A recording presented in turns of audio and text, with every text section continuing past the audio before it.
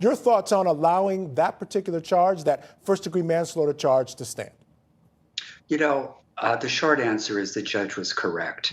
When I initially saw the reports of this young man's shooting, I actually felt sorry for that officer. Obviously, it was a tragedy for this kid to lose his life, but I truly felt sorry for the cop because I think we can all agree this was not an intentional homicide. She didn't set out to purposefully end the life of that young man.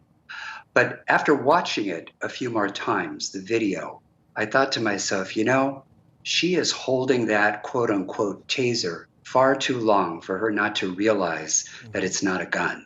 First of all, they weigh differently. They have a different color. She's holding it away from her. So you would think she would catch it in her peripheral vision.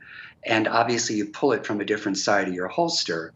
I just think she was holding onto it too long to suggest that this should only be a second-degree manslaughter.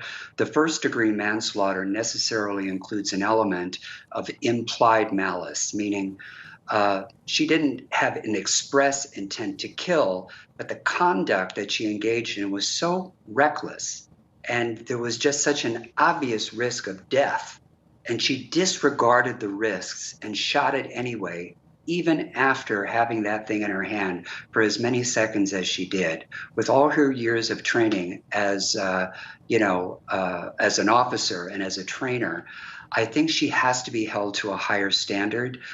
Now, the good news is it doesn't carry life in prison. It's unfortunate that she's going to be charged with a greater offense, but I predict she'll do maybe 12 years tops. All right, excellent points. Let's move on now. Several jurors are speaking out for the first time since they convicted Derek Chauvin in the death of George Floyd. Now, of course, Chauvin was sentenced to 22.5 years in prison after being found guilty of second-degree unintentional murder, third-degree murder, and second-degree manslaughter in the May 20